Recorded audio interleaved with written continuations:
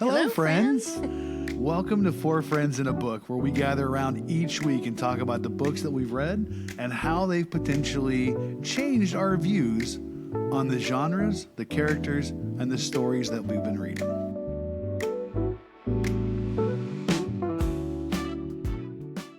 Hey, welcome, party people. This is Four Friends and a Book, and we're all technologically challenged this morning. We're trying to figure out how to get our images lined up correctly on the page.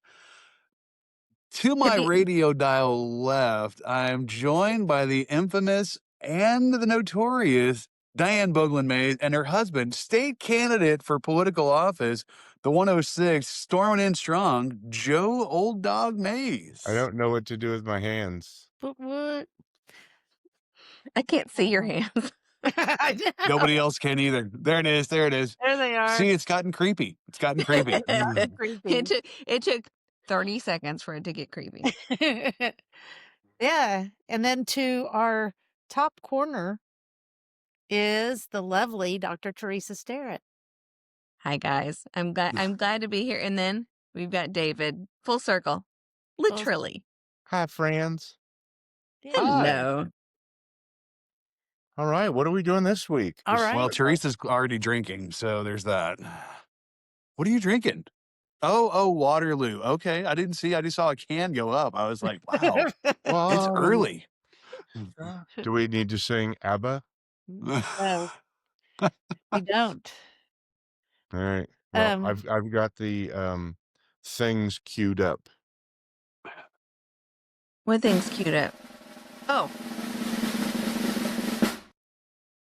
Okay, I think that's your cue, Diane. I think it is. What's our topic, my friend? Our topic is books to film. And so, to begin this, I am going to ask a question. And the question is, have you read a book that you really, really loved that was made into a movie that you refused to see the movie because you love the book so much? I have a couple. Used to see them. Not that they were bad. You didn't even know. You don't know. You don't know if they were bad or not because you love the book so much. I have two that I could think of right off the top of my head. Okay. One was The Glass Castle by Jeanette Walls. I adored that book, sobbed at the end, had to read everything about her and see what happened with her life. A movie came out for it. I could not go watch it. Because I didn't want to ruin the book. I just loved the book so much. And then another was Water for Elephants. Oh my gosh, what a book. But I adored the book. And the same thing, I don't want to watch the movie and be like, no, you didn't do it for me. I just want the good taste of the book in my mind. And Water for Elephants is by Sarah Green. So it's such a good book. Yeah. So good that you didn't. I can think of obviously several that the movies were meh, they paled in comparison to the book. But I can't really think of any books that I read that were so good I wouldn't even try the movie. Interesting. Good question. I don't know if it's just me. No, that is a great question. I'm going to have to say no, because I'm not a big movie watcher. And so I would It's not invariably like that decision was made. Do it? It's not like you made the decision not to watch the movie. You just wouldn't watch the movie. Yeah, I would rather read the book. Although there's a book that's coming out next year that I'm a little on the fence about seeing. It's Project Hail Mary. I know, that was so good. Oh my gosh, and the book was fabulous. So I think the movie may stand up, and I would actually see that one. Yeah. Is it the Diane, were you afraid of watching the movie because you were afraid the movie wouldn't match the intensity or the passion of the book, or you were afraid the cast would not do justice to the characters? I think more the casting. Okay. But again, I'm not sure. And I've heard people say like Water for Elephants was a great movie. And somebody even said, no, watch it. And I just haven't Haven't done that yet. And then Greg Kinnear was cast in Glass Castle, and I wasn't sure that I agreed with that casting. Okay. So What I is don't Glass Castle about? It is about Jeanette Walls's early life, and it's an alcoholic father and a mentally ill mother raising these children, and she's one of the children, and just the horrificness of their life and the poverty and the abuse that wasn't even some of it wasn't a intentional abuse, and just this rough life. And Jeanette Walls turned out to be a very profound journalist.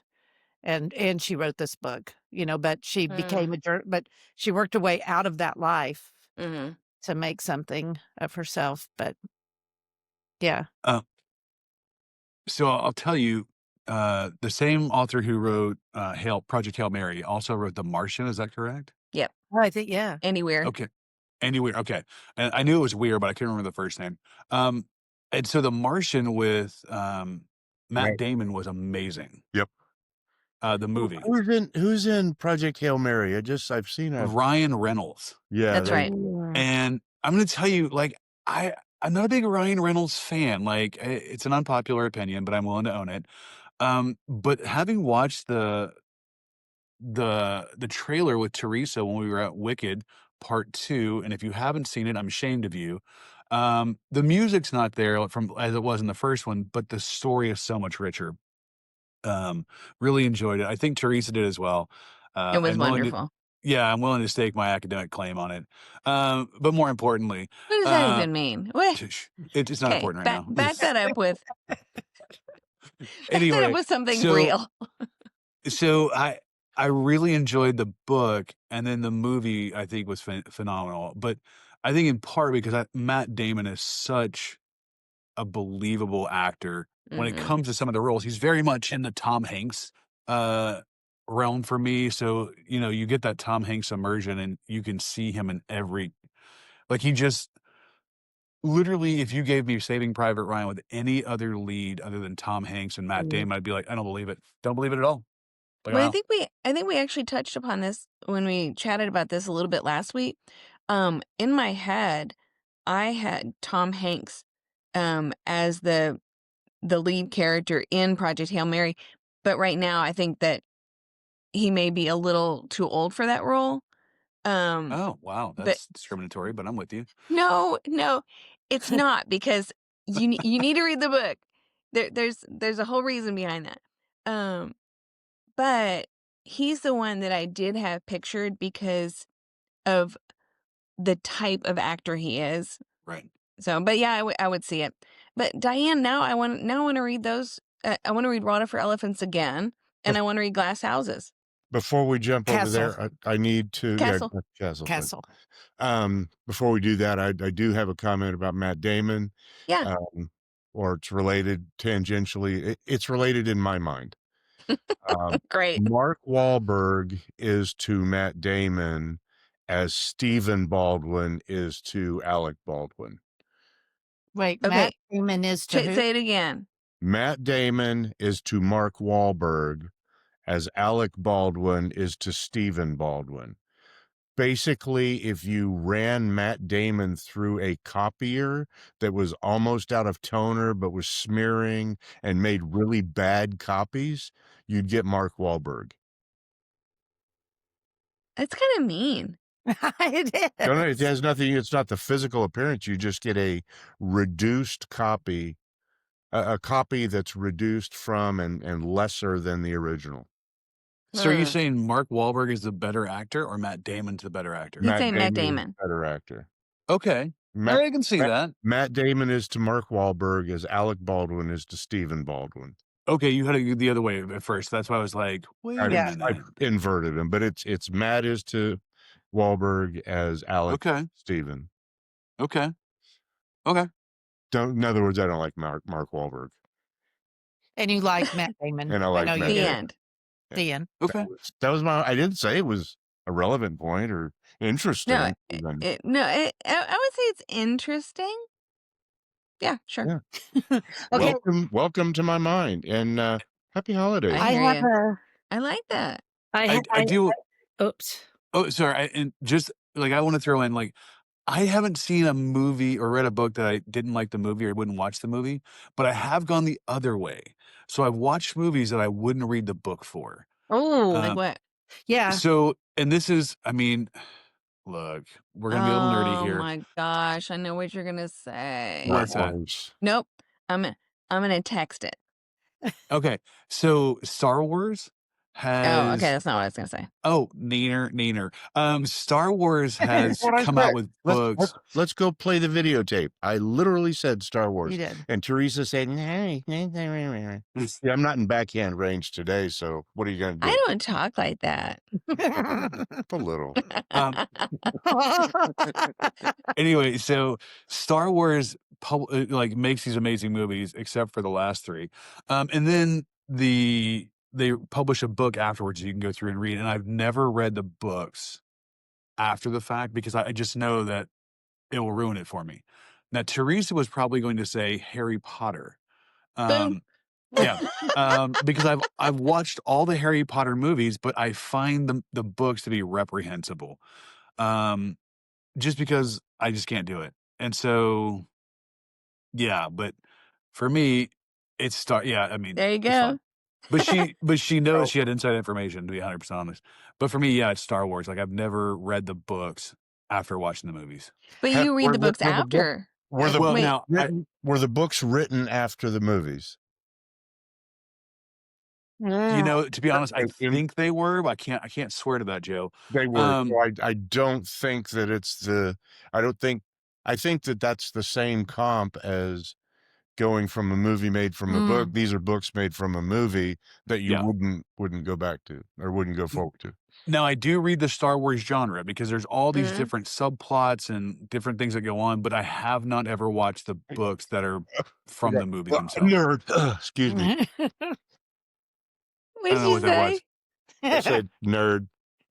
Oh, 100%. Absolutely. In fact, if you pan around David's office, I think you're gonna Stop it. see. I don't know why we have to be hateful like this. Oh, okay. Never mind. But I have to have a retraction. I said that Greg Kinnear was in Glass Castle. He was in some other movie of a book I wouldn't read. Woody Harrelson is in it. And oh my God, that's good casting for the So father. maybe you need to see it. I probably Yeah. should watch the movie. What I Mandela hear you effect. saying is you hate Greg Kinnear. That's what I Diane, heard too. Thank you for that's that. so mean. No, and it's not I hate him. I'm just not he's an okay actor. I do really like Woody Harrelson. And Yeah, I really see him in this role. So I may Okay, so now I'm looking through Greg Kinnear's like his canon. there was a book. yes. There was a book about a soup kitchen in Fort Worth that I read, and that came out as a movie. That's another movie I didn't watch because I really liked the book. It was Okay. about a couple who had started this soup Yes. kitchen, and she That was met such a good book. Same Yeah. as Different as Me or something like that. Same kind of different as me. Yes, and Greg Kinnear was in that movie. Was he? I didn't That watch was that movie. Oh my gosh, that book. So good. It was Greg such Kinnear a good book. So Greg good. Kinnear was so good. What was the one with Jack Nicholson and As Good as It Gets? Yeah, As Good as It Gets. He was so good in that movie. Jack Nicholson, and what's her name? Yeah, and I don't know why I have a thing against him, but I don't know. I think it's So He hurt your feelings. So our patchouli Doesn't pals, matter. you've heard it here first. Diane hates Greg Kinnear. Like I thinks he's know. trash. Oh my gosh. No, I just didn't think he fit as this dad in this movie. But Well, he's not he even wasn't in the cast in movie. it. Helen Hunt was the actress in As Good as It Gets.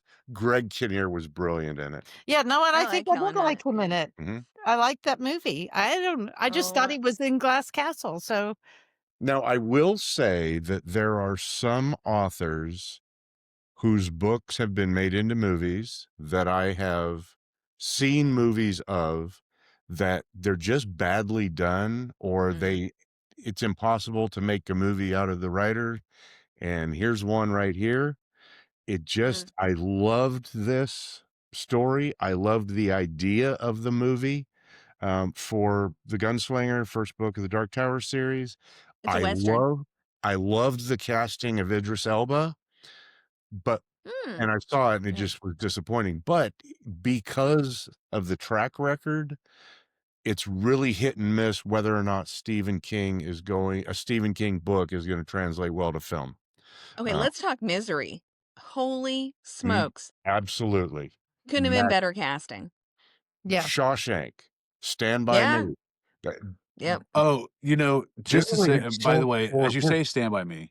his short. Go ahead. You hate Stand By Me? No. As you said, Stand By Me, I want to say, I'm so saddened by the loss of Rob Reiner and his wife. Oh my God. And just what a tragedy. And honestly, Yeah.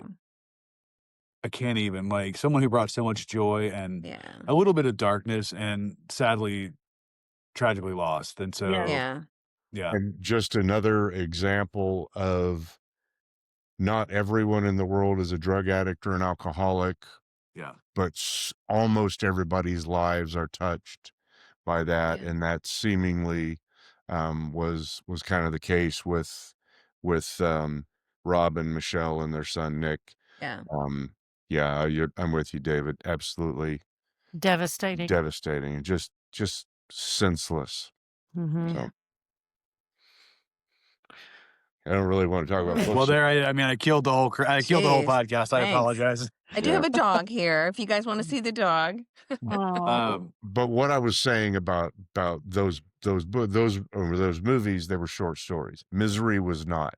So Yeah. occasionally a Stephen King book translates brilliantly to celluloid, but not always. So I'm hesitant to see Stephen King stories, and I know Diane's going to talk about one here in a minute. But let's go ahead. It's a good segue probably to a Stephen King book, and we touched on it last week when we were talking about this episode, is The Life of Chuck, which is a short story by Stephen King.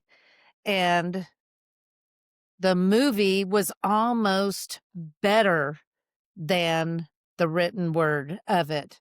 And the reason, there are characters that you needed to see visually, and both excellent. But I would definitely do both on that one. For somebody who doesn't always watch the movie with the book, this is one of those, do both. it was a rare case where they were the exact same story and the movie was extraordinarily true to the book. Even the movements of the characters were as described in the book, but they go together so well. So it's not like seeing the story all over again. They complement each other so well, which is extremely rare. I'm going to suggest you guys wait, though.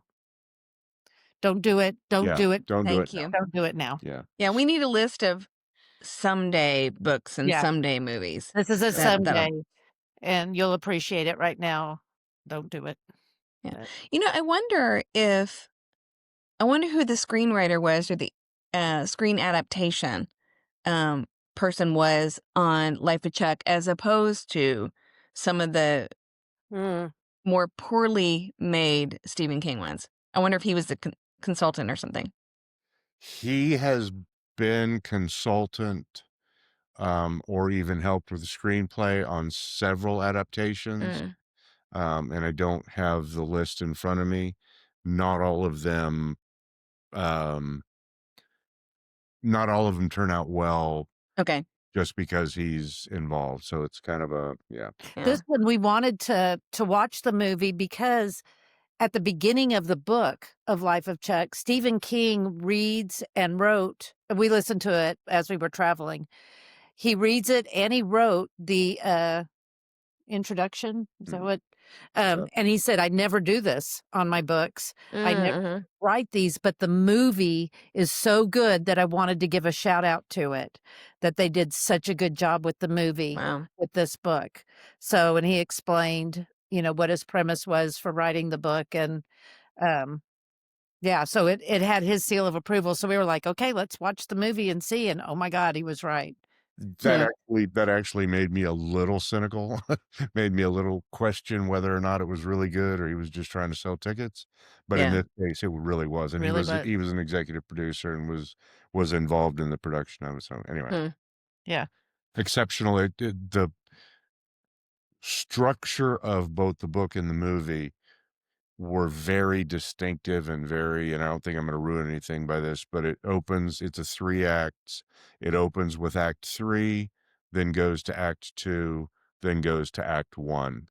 And it's working the story backwards, basically. It was interesting. It was well done. The subject matter is a little heavy, Yeah.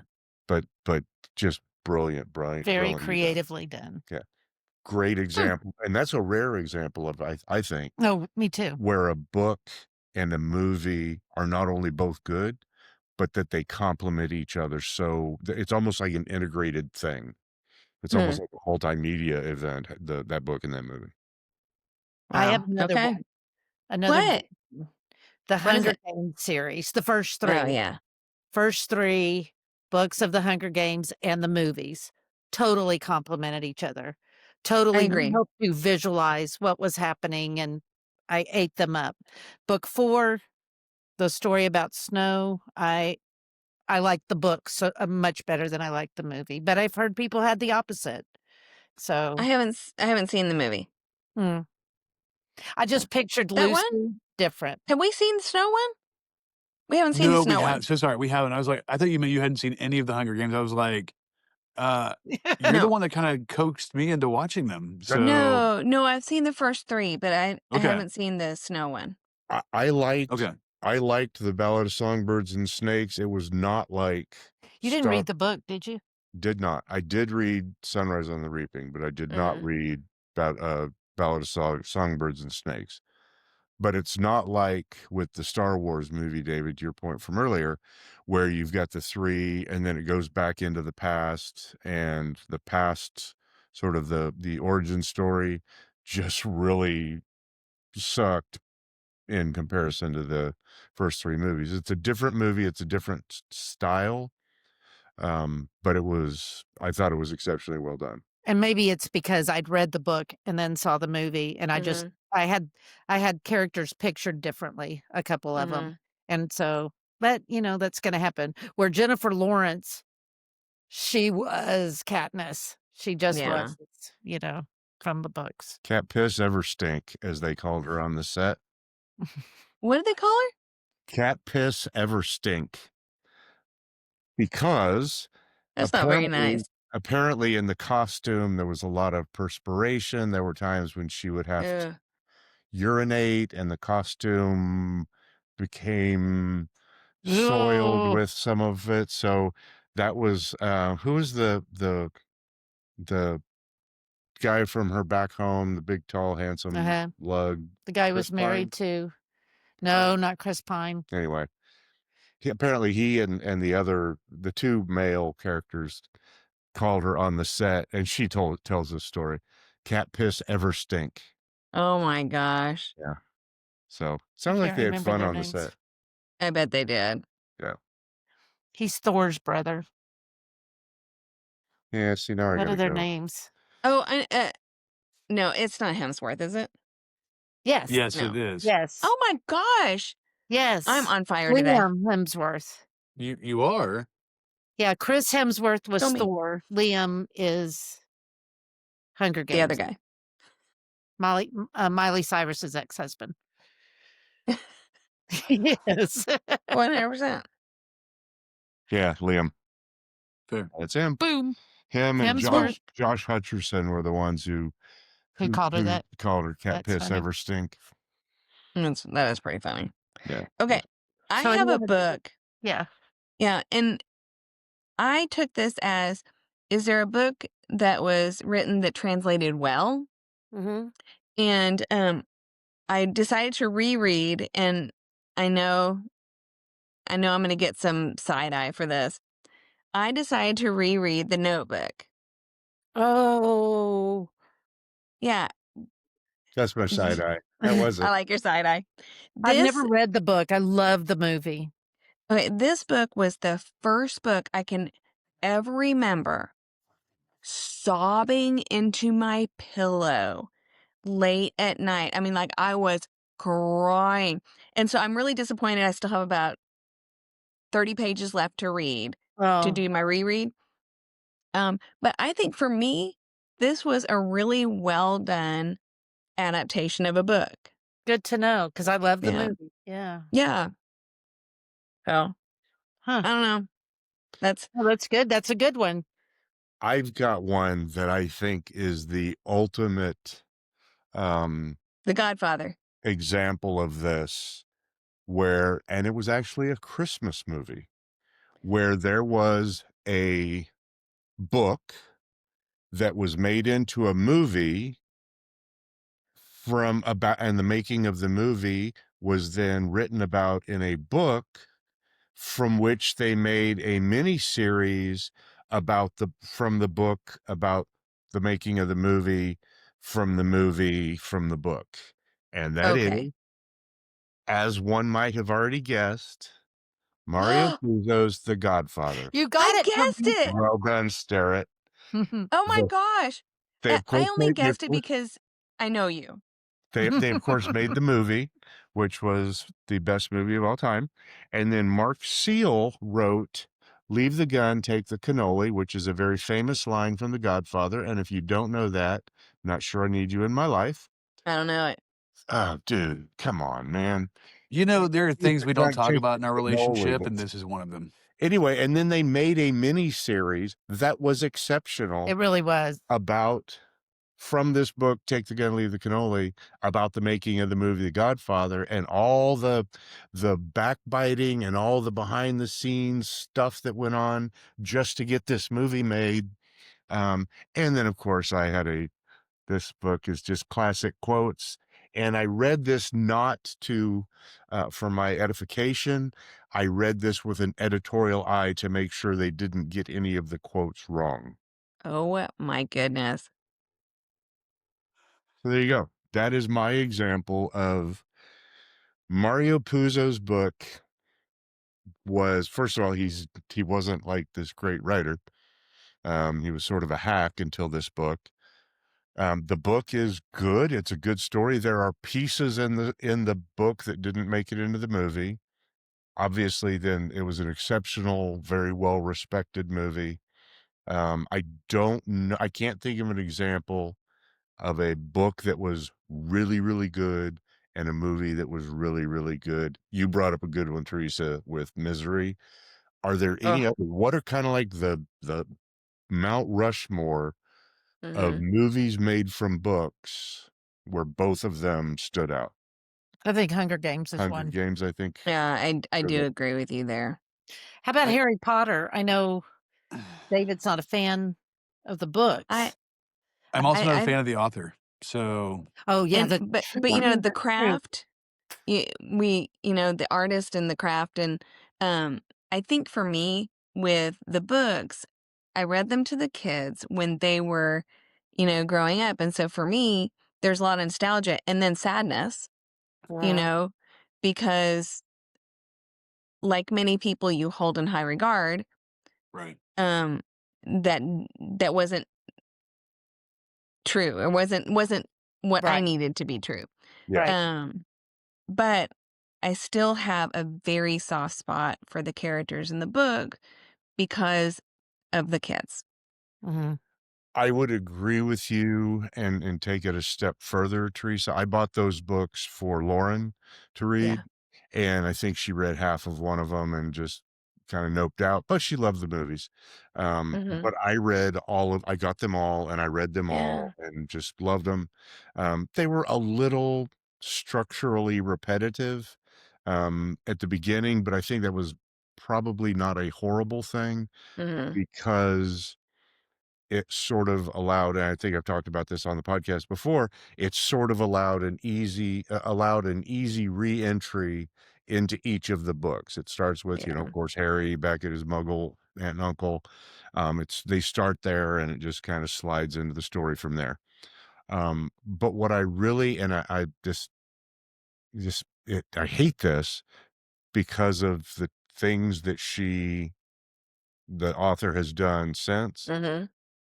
but the number of young people who were, as reading was declining among Mhm. young people, the number of young people who picked up reading again because of these books Yeah.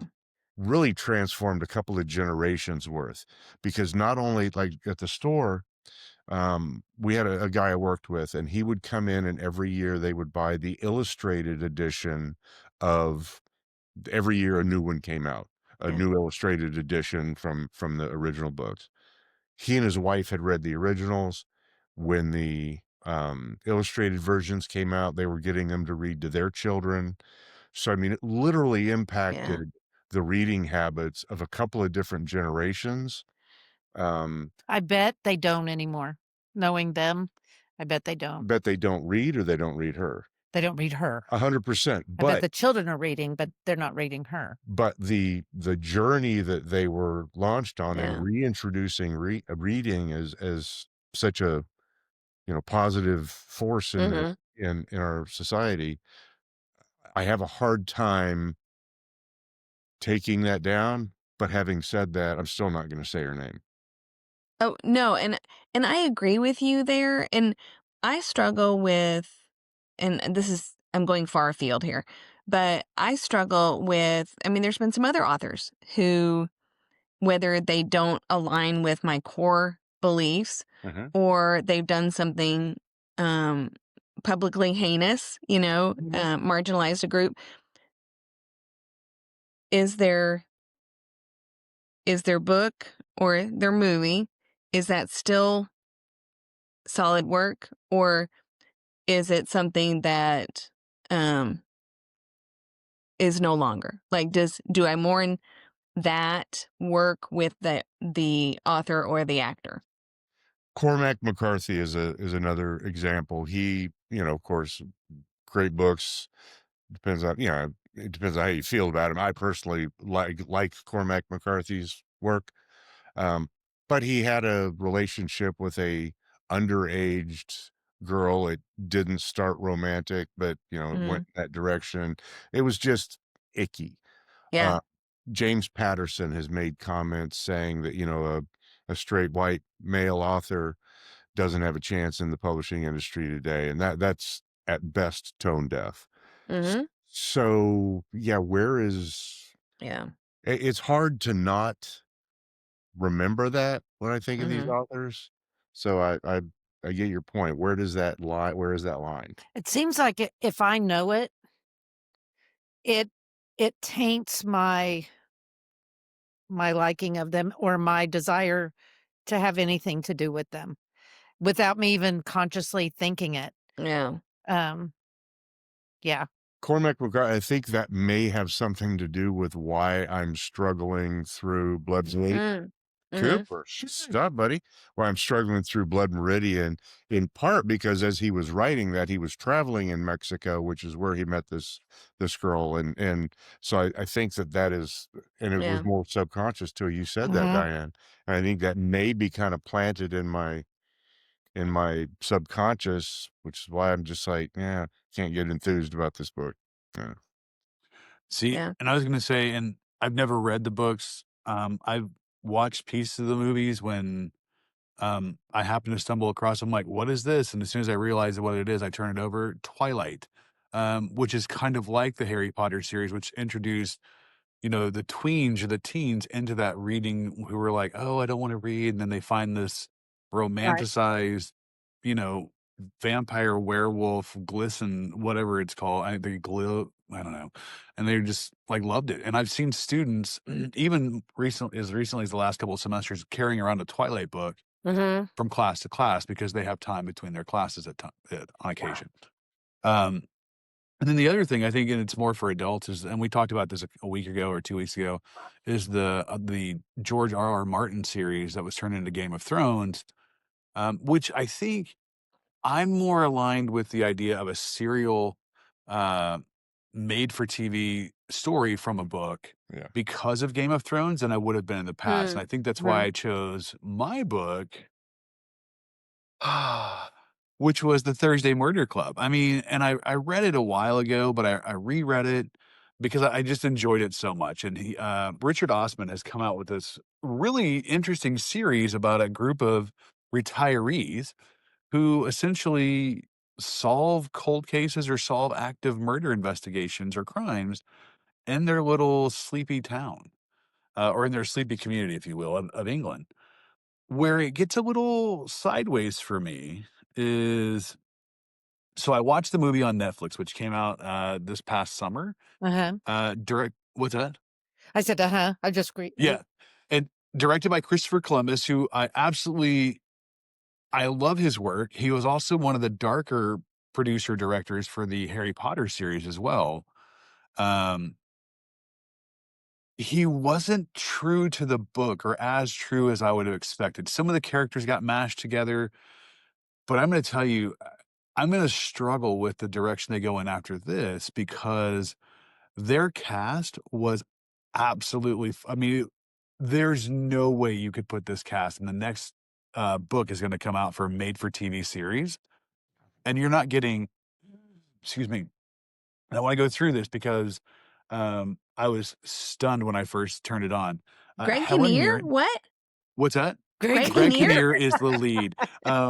No, but Helen Mirren is one of the key 4 players. And I mean, you're not getting Dame Helen to come on to television Yeah. because she's going to be like, that's just beneath me, really. Pierce Brosnan is one of the lead actors. Ben Kingsley. I mean, Wow. like, you were talking Oh. some heavy hitters, and they're just hammering these parts. And then the last one is Celia Emery, and I'm not sure who she is. Like, I've never seen her before that I can remember, but she was actually a key role and was actually part narrator for this entire movie that came out.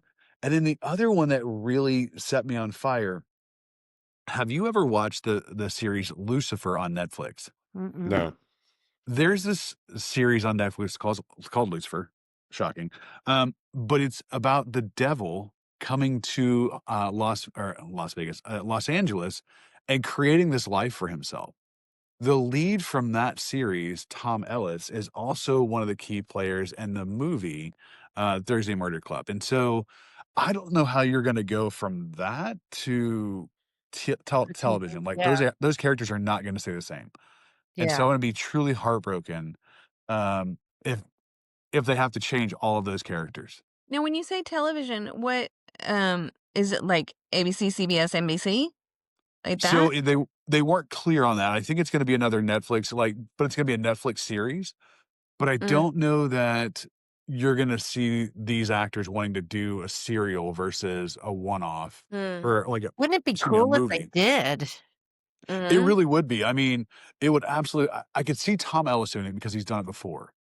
But are these other Ben Kingsley, Pierce Brosnan, and Helen Mirren, are they going to want to sign up for that? Because they want to do their shoot for 2 or 3 months, and they want to go home or go on to the next project, as opposed to, and you can't talk about it because it drips out 1 week, or, once every couple weeks. So I don't know. But the way I read the information, because as soon as I watched it, I was like, "Oh, I must know more." So they're literally going to develop each of the books that are in the series, and the Thursday Murder Club, which also has 3 books now, also released a 4th one in September. And I have not read it yet. I didn't realize there's another one out, which I'm hurt in my heart. My wife let me down. She is what you have provided me all of these gems to read. So Why you break his heart like that, Teresa? I don't know how this makes me bad. Yeah, I wasn't. Oh, I didn't say you were bad. You're just the pusher of the Richard Osman series. I was trying to follow how she wound up under the bus. Can you back it up a little bit? Right. Yeah. And then run me over let me back the bus again. up over. So Teresa is actually the one who provided me the gateway to Richard Osman's work. She bought the first one because apparently it came out during COVID. And so it came out September of 2020, which we were just emerging from COVID. And I think this was part of your, the COVID book deals that you were getting. Thomasville? Maybe. Yeah. But And Like if Columbia I recall, House, you bought Record, me the 4th and book. I did buy you the 4th book. Okay. Did I buy you the 4th book? Yes, it's on the shelf. I must have been so, like, I wanna all right, to our Patchouli Pal, listeners at home and in the car and everywhere else, according to my title, what is my name? Just so I'm clear on this. Dr. David Snowman Smith, want to apologize on behalf of my besmirching of my wife, Thank you. Dr. Teresa Starlet Starrett, good character. Um, I am at fault directly for this, Yeah, and I I own was it. wondering if this was like the official episode of Am I the Asshole starring David Snowman Smith. I think that's what it Wait, is. wait, so that's just one time. I haven't been the Yes, asshole the entire absolutely. time. That's the name of this title. That's my job. Write it down. But I do want to say, I mean, it is absolutely to my joy and delight that Teresa has been the introducer, the pusher of most of the good books that I have read or that I have really enjoyed. So I'm grateful for her for that. What's the movie that most disappointed you after falling in love with a book? I have 2. That most disappointed you when you went to see the movie? I have Y'all 2. go ahead. Mine has a remarkable, absolutely unintentional coincidence, but I want to go last. Oh, okay. I have one, and it this is a book I don't know everybody has read. It's called Angela's Ashes by Frank McCourt. Fabulous book about Ireland, just amazing. I was really excited to watch the movie, and it was very disappointing. One thing it did give me was a visual for how their housing looked, which I appreciated. But the writing, the adaptation was just it was just flat. I can't even, and I don't know if it was the acting or the writing, but it just did not have the charm that the books have. Oh, that's a bummer. And then my other one is the Divergent series, which was another series that caused young kids to read, young teenagers to read.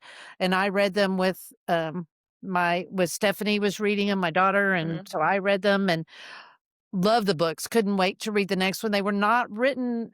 I didn't like it as much as Hunger Games, not written as well, but they were still good. And I liked the story. I didn't watch the third movie. I watched the first 2. They broke it into 3 movies or 4 movies. I don't know, but I stopped. I watched 2. They started just changing the story. Just change the story. Change the ending. In the movie, they changed the story from what had been in the book. Change the ending of the book. You can't do that. Can't do that. You cannot That's not allowed. Yeah. No. Based on the book. Yeah, and great actors were in it. It was very well acted, but the story was, like I said, the ending was completely changed, and it was so disappointing. So I didn't see the last film because of that. That might actually speak to the power of a good adaptation, because when you said Divergent, I was like, I know I've heard of that, but I don't know that it had the staying power that Hunger Games did.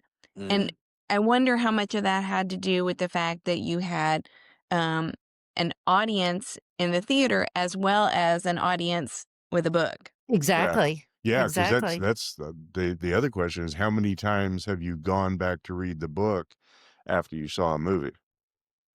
And you know the buzz that a movie will get. What's that called? You know where tie-in. All of a sudden it'll start growing. You know, like a sleeper movie. You know, where nobody has seen it. When people start seeing it, then oh my God, everybody wants to go see it. The opposite happened with the Divergent series because people went and saw what was happening in the last couple movies, and the word started getting out. It doesn't match the book, and people stopped going. Who's the author of that? I looked. I'm sorry. The Divergent books? Yes. Hold on, I've got it. My Okay, thank you. Asleep. My biggest disappointment, and this is pure coincidence, I swear I did not look this up before the show. One of my favorite books of all time is Alice Sebold's Lovely Bones. Mhm.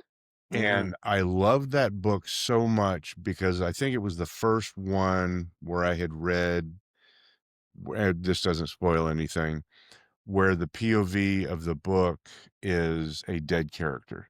Yeah. So interesting. It was so jarring. Again, I Mhm. love to read things Yeah. that expose a world that I can never Bless see you. on my own. Mhm. And this obviously from the, a teenage girl who had been raped and murdered. Again, not spoiling anything, Yeah. we'll say that right away. Um, was just really fascinating to me. So Peter Jackson did the movie. I was unbelievably excited about seeing this movie because I loved the book so much. Um, Stanley Tucci, Susan Sarandon, Rachel Weisz, Michael Imperioli early on in his career. But the lead character, and I'm not blaming this on him, but he didn't do the story any favors. Mark Wahlberg.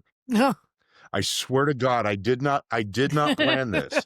I literally Okay. just Your wife, it's Greg Kinnear. You, it's Mark Wahlberg. My goodness. but that movie disappointed me so badly, and had I thought about it, I would have said, "There's really no way to make that movie the way that it was written." It's a Yeah. story that really doesn't lend itself to being translated to film, like a lot of Stephen King books, because there's so much internal dialogue, whatever. So it was really, my expectations were unrealistic. And I'm not blaming Mark Wahlberg for it, but that's an awfully interesting. That is funny. That coincidence amuses me, but that's all it is. Coincidence.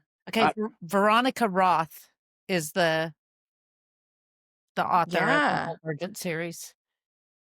I once again, I remember the series, but I couldn't tell you anything else by her. And it could have had staying power had the movies been better, I think. Well, and I wonder. wonder too, like I wonder if the movies being as bad as they were, if it killed the entire opportunity for her. I wonder.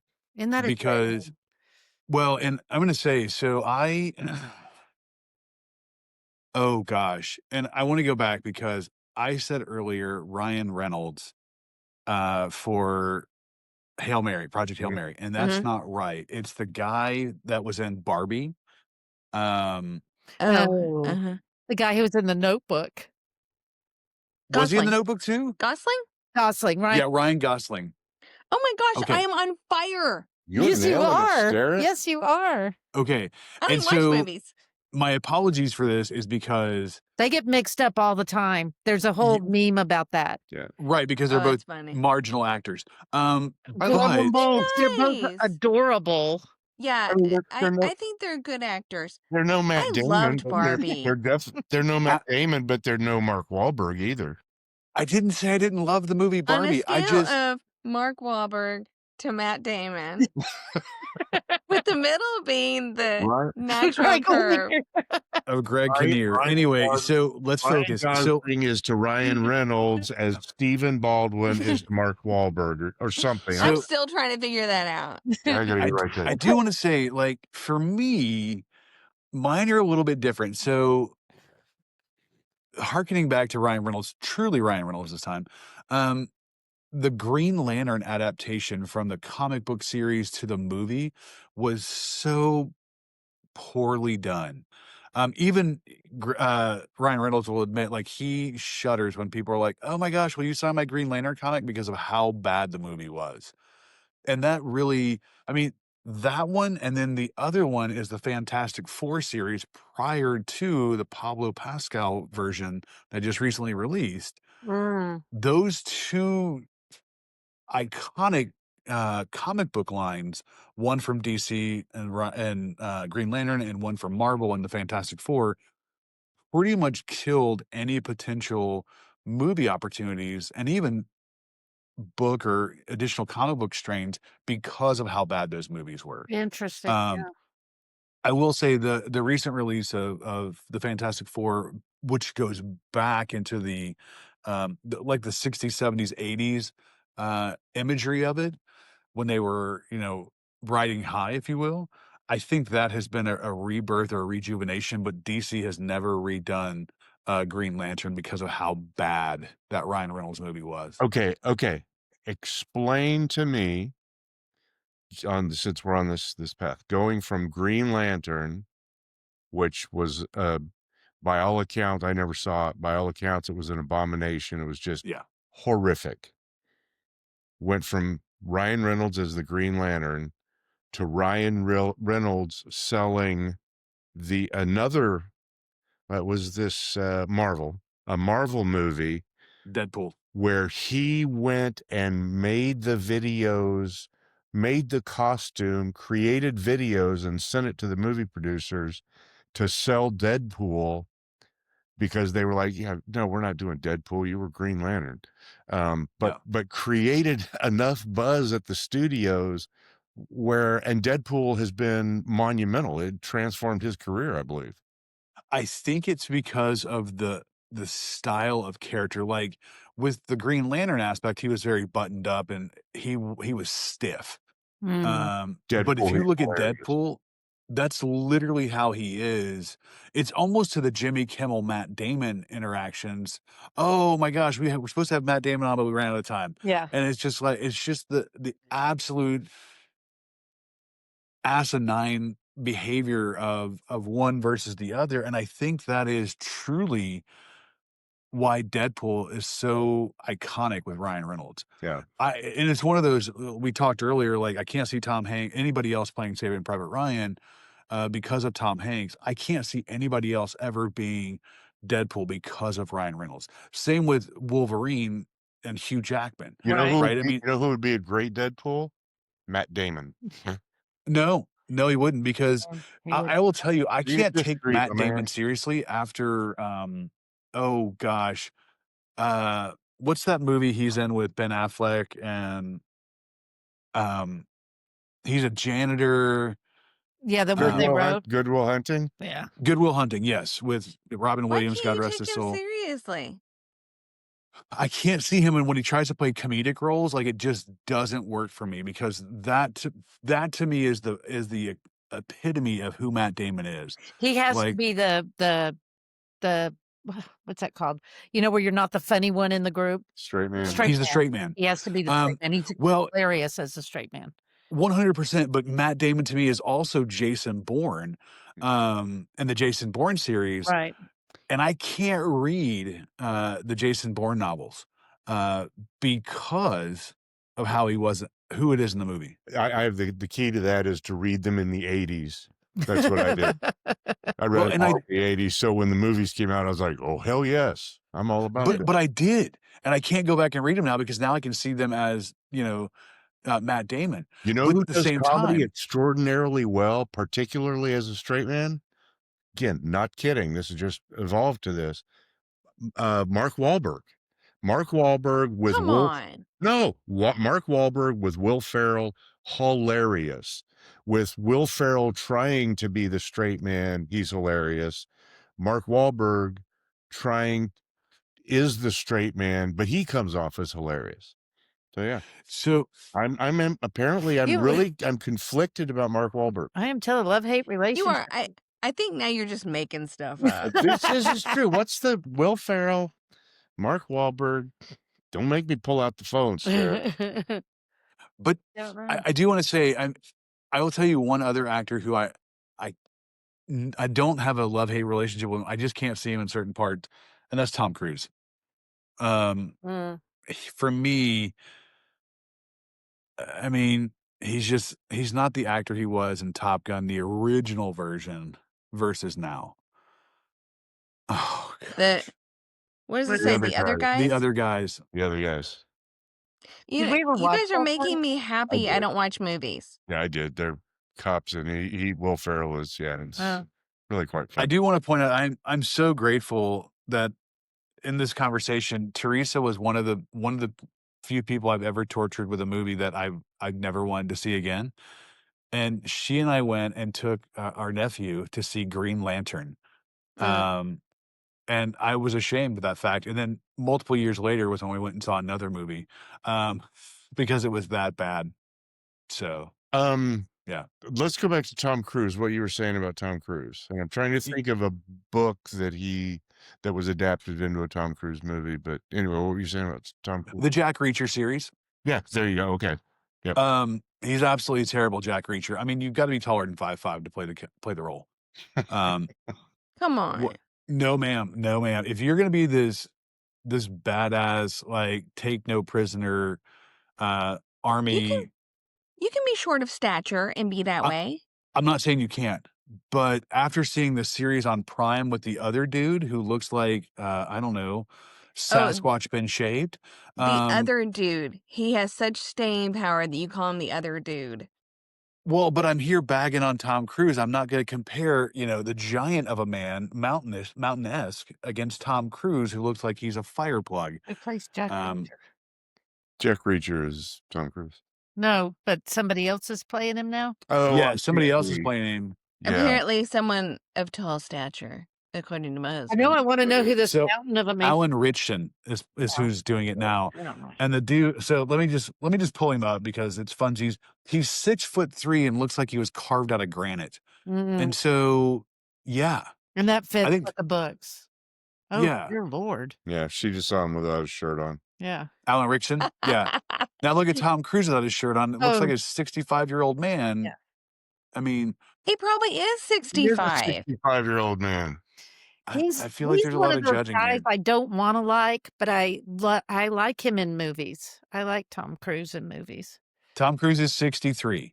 So, to be fair. That's knocking on the door, 65. And you look at him physically, look at the things he's doing in movies. Yes. Because he does his own stunts, right? Yeah. Yeah. Like climbing down buildings and hanging off of airplanes. More power to him. Maybe the fact that he is compact makes him able to do those things better. Seriously. Okay, we don't call them compact because they don't like to be called that. Who is they? See, Tom Of Cruise, short stature. Tom Tom Cruise Cruise. is 5'7", so he is shorter than the average American male, which is 5'9".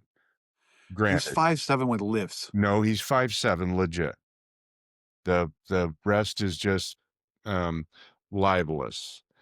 Apparently, now, having said that, Tom Cruise is David's Mark Wahlberg. Apparently, no. I think there are. I go back with Tom Cruise to Taps, to Ampipe High School, and if you don't get that reference, then again, not sure I need you in my life. But going back to long before he emerged in Top Gun, well, not long before, but before he emerged in Top Gun, with All the Right Moves, Risky Business. Risky Business. That was, classic. But going back to Taps, when he was in Taps, he was so good in that and stood out in this amazing cast. Timothy Hutton, Sean Penn, just an incredible cast. And there's this bit role that Tom Cruise has, steals the movie. Was that a book? No, I don't think so. Taps, probably not. Probably, maybe. You know what? Mark The book, Wahlberg, for the record, is 5'8". He's so taller than Tom Cruise. But Tom Cruise has been in some good adaptations from my point of view. Interview with the Vampire. Yeah. The original. Yes. He was also in Born on the 4th of July. Who I agree. Oh, yep, that's a good one. What one? 4th of July. Born on the 4th of Yeah. July, yeah. And Vanilla Sky, was that a book? I don't know if that was a book, but I remember that movie. He was good. It was The Color of Money. But that was a sequel, a film sequel. I don't know that was based on a book. Is that where he says, "Show me the money"? No, that's Cuba Gooding Jr. and Jerry Maguire. Also, Jerry Maguire. Thank you. Well, so yeah, Tom Cruise does say, "Show me the money." I liked that movie. That's a great movie. See, I love you. I saw that one. Starring the general manager of the Arizona Cardinals in that movie. Yep. And Fry of the Eagles. Oh, one of the worst bands of all time. Okay, this is over. What the hell did you just say? Okay, that's a discussion for another time. Yeah, right. It's one of those bands I just can't ever. David. The Beatles. I'm not even mad. The Beatles, did you say? Yeah, I'm not I like terrible. The Go-Go's and I think sometimes B-52s. he says things just to be inflammatory. Yes. No, I really don't. I mean, this is not class, but yeah, You're saying. I'm not an Eagles fan at all. I did go see them when the Hell Freezes Over tour, and I was just like, why am I here? Why'd you go see it? There was a girl involved. Okay. So and really, then- really, your opinion of the Eagles is clearly shaped by a love affair Messy breakup. gone wrong. Yeah, an ugly breakup. Right. So you have the subconscious David association Ryan of the Smith. Eagles. Oh, wow. We're gonna need to edit that out. Wait, what'd she say? She David used my full Ryan name. Smith. She Wow. you're dropping middle names. Teresa Marie Martin Starrett Smith. That's probably out of line, Teresa. Dropping middle names. We may have to go to the judges on that. David Snowman Ryan Smith. Anyway, there are no judges. You can say what the hell you want. It's our podcast. Yeah, I think we've gotten too far afield. Like, I think Tom Cruise has some what's that? I know. Tom Cruise has some abilities in certain movies, but I think he's no longer as relevant movie-wise in terms of what he's doing as what's interesting to me. I agree. I think, and I appreciate he's still putting movies out there. I do. I mean, that's his craft, but he's not what I would call my favorite. His earlier work, Top Gun, Color of Money, that kind of stuff, all very powerful and impactful. A Few Good Men. Rain Man. Rain Man. Yeah. Rain Man, yeah. But now What a he's good just movie. meh. When we were in Las Vegas, to get from our hotel to the casino, we had to go down an escalator. And every time we went down, I felt like Diane was Tom Cruise and I was Dustin Hoffman. Yeah. And it just felt like Rain Man. It's not where it was filmed, but that's where my head went. but it felt like it. Yeah. Well, I feel like we have covered the whole film, book, movie thing. Terrible music, drama, like guidelines. I know, Yeah, I I'm with just you. can't. I think the whole music thing is just. The Firm. Oh, The Firm was such a good There's book. a book. Great book. Great movie. Great Tom Young Cruise. Tom Cruise. No Mark Wahlberg. That's okay. That's a really good book, and that's before you started hating on John Grisham. I don't Fair. hate John Grisham. You're just hating on. disappointed I in didn't say that you book. hated him. I said you started Widow. hating on The him. Widow. I was hating on The Widow. It's a good book. It's fine. It was a great premise. Wonderful premise, and I see Horrible that it's ending. plausible.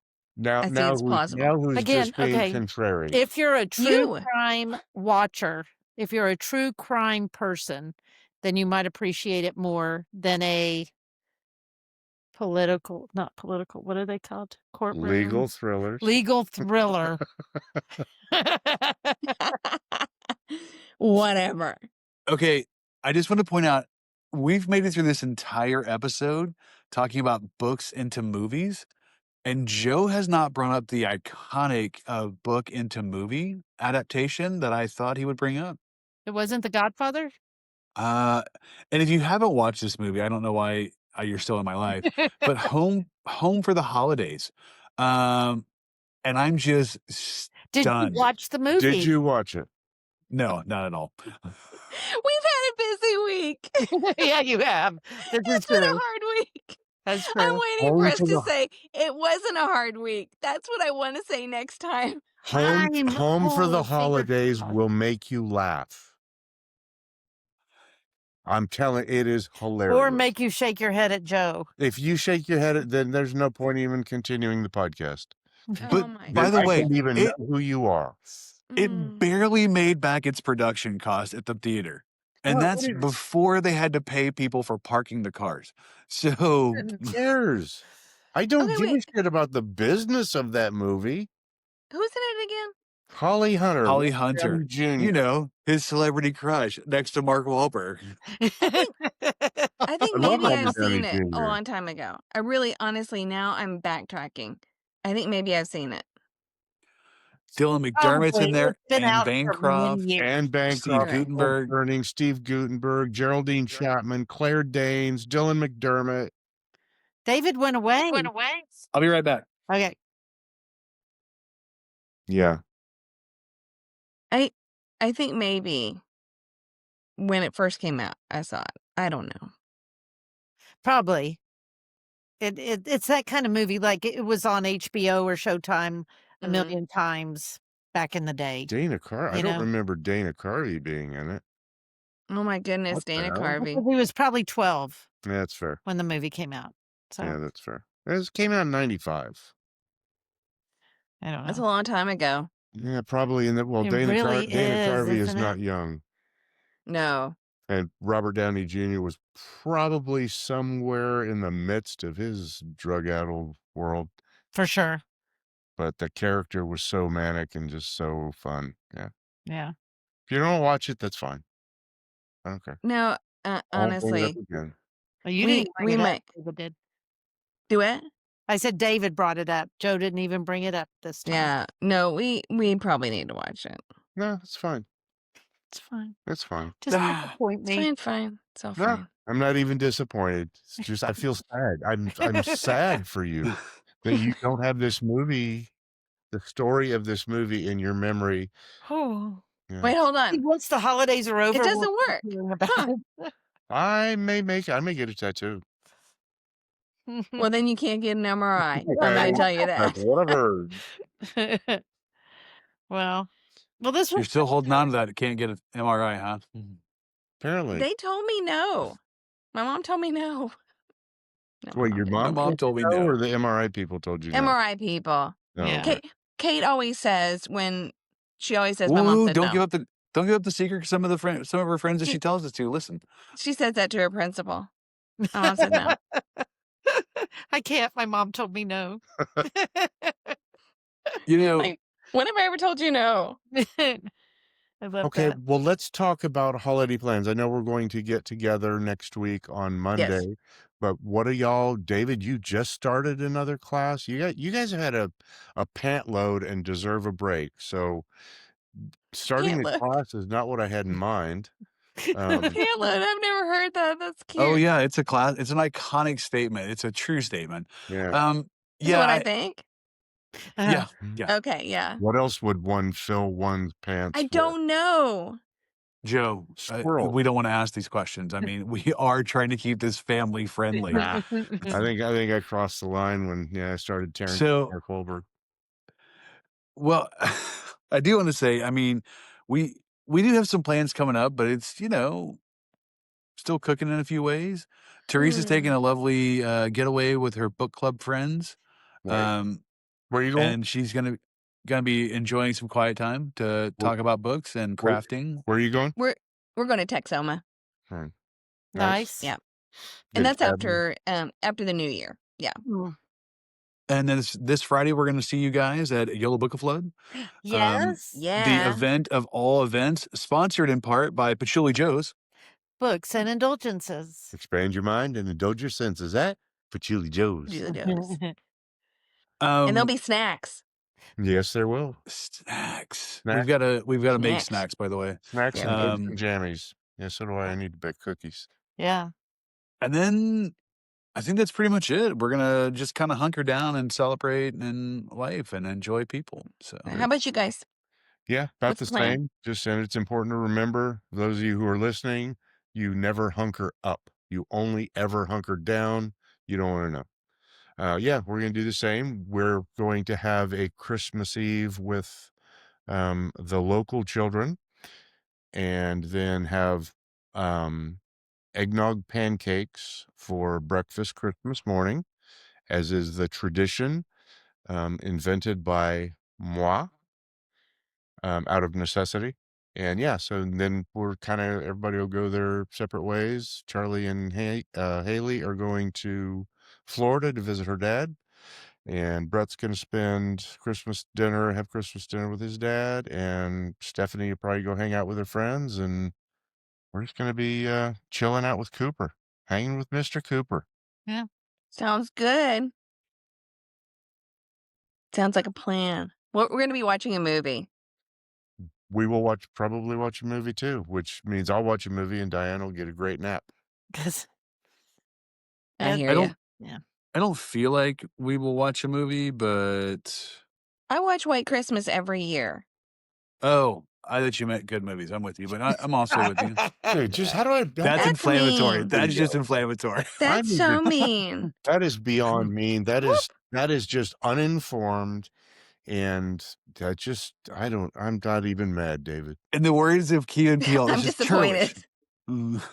Yeah. White Christmas. Stephanie and I will watch Sound of Music while we make cookies. Yep. I will, of course, watch the mother of all Christmas movies. Which you made Stephanie watch last year, so she made Die Hard. Oh, not Oh. Godfather. Y'all watched that other one that you're always saying, "Oh, it's a Christmas movie." Die Hard. Die Hard. That one. Die Hard's fun. Yeah.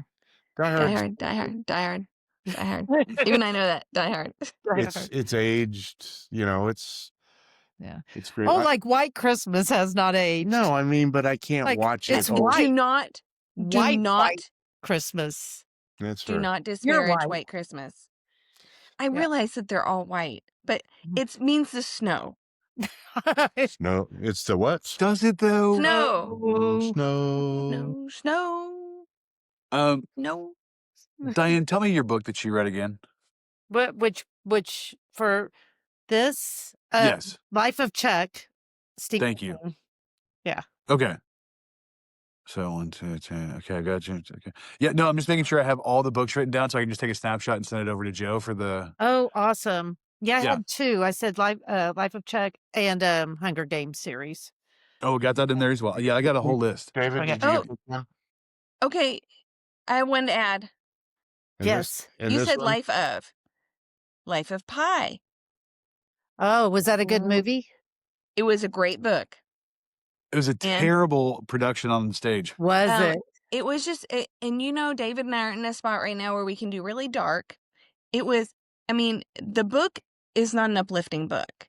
And so the stage production was not uplifting. Like it was just like rough after rough after rough. Ooh. And so, yeah, so we were like, I think we're going to go. I actually was staying But the book awake was great. for one of the first times in a production. No, you didn't. Don't You know what? It's lie. not important right now. Let's focus on me. Focus on me. I'm telling the story. I am focusing on you. You have the Unreliable talking pen. narrator. Unreliable narrator. You are. 100%. That is yes. But I was awake when they started tearing into the animals on Life of Pi. And Teresa leans over and said, I think I'm done. It's like, all right, cool. Yeah. It's a When great did y'all book, though. go to see that? Last year in the Broadway Dallas production series. Like 4 or 5 months ago. We're at the Windsphere. The other one I will say was a great book, but not a terrible production because the music was amazing, was The Outsiders. I thought it was good. That's what y'all just went and saw. I knew you had Yeah. just gone to see something. Yeah. And then we'll go see Beauty and the Beast right after Christmas. Mm. So Yeah, we are going this Saturday. We are going to see The Sound of Music at the Campus Theater in Denton. So I hope it's as good as the movie. Oh, your expectations are. did you see White Christmas at Campus Yes. Theater last year? Yes. We left the theater, came straight home, and watched the movie. Mhm.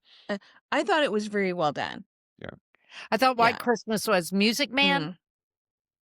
Was I don't like the Music Man. well, and I don't that's like that another whole- one. It did not age well. Yeah. It is. No. It was South white. Pacific. Music Man. Oklahoma. Oklahoma, Yeah. were They're they? all just. Yeah. Mm-mm. Rogers and Hammerstein. There's a theme here. So you're Mark Wahlberg. Teresa is Rogers and Hammerstein. And you It's are okay Tom to let Cruise. things go. Own your Tom Cruise loathing, Mm-hmm. David. Oh, it's just for the genre of movie he's trying to do now. But I like his older work. I think he's great. He just needs to not do those movies anymore. Not what I heard. I'll let y'all settle that when we're done. Yeah. Okay, next week is holiday adjacent movies. Interpret that however you wish. Well, movies or books? I'm sorry, books. Books. I was like, what? No, books. Thank you. Does it have I to need a be- keeper. Does it have to be Christmas / Hanukkah / Kwanzaa or any holiday? Like it could Ooh. be a Thanksgiving book that was made into a movie. You know what? I mean, if you're going to pull out of the old bag of Home for the Holidays, like, I support you. I would like But it how for it many to be episodes can we talk about it? Yeah. winter adjacent. We need to holiday. get a residual on that Holiday one. adjacent. I like Winter that. holiday. Yeah. Yeah, that's a good one. Okay. And then the following week will be looking forward is the theme. Books That's that right. you read that are either inspiring or that something to kind of give you a roadmap going forward. Yeah. So Okay. I winter actually, holiday I know what I'm adjacent, gonna read. winter holiday adjacent, and Mhm. looking forward. Those are the next couple sods. That's what we call them in the podcast, in the cast business, is we call them sods. Cast biz. Yeah, the Cast cast biz. biz. We have sods. So All right. I think we just need to abbreviate everything. Hey. Okay. Bye, Agree. y'all. Agree. Bye. Love See you. Love ya. you guys. Hang in there with Bye. Stephen Freak. Bye. Bye.